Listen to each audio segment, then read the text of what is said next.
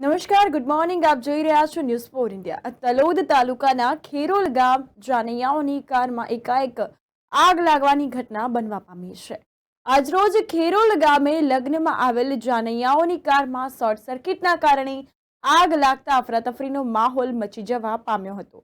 તો કારમાં આગ લાગવાની ઘટનાની જાણ આસપાસના લોકોને થતા મોટી સંખ્યામાં લોકો દોડી આવ્યા હતા અને આગ પર સતત પાણીનો મારો ચલાવીને આગને કાબૂમાં લેવાના પ્રયાસ હાથ ધરવામાં આવ્યા હતા.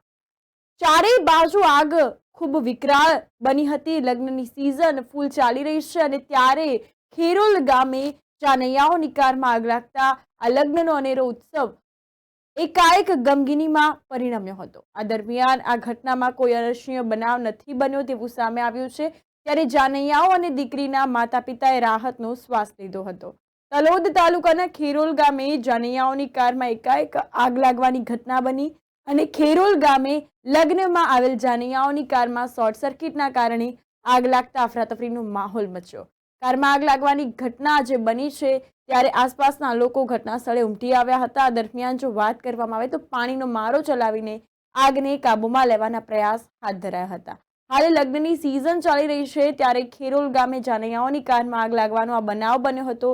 લગ્નનો અનેરો ઉત્સવ એકાએક ગમગીનીમાં પરિણમ્યો હતો. આ દરમિયાન કોઈ અનિચ્છનીય બનાવ નથી બન્યો તેવું સામે આવ્યું છે અને દીકરીના માતા પિતાએ રાહતનો શ્વાસ લીધો હતો.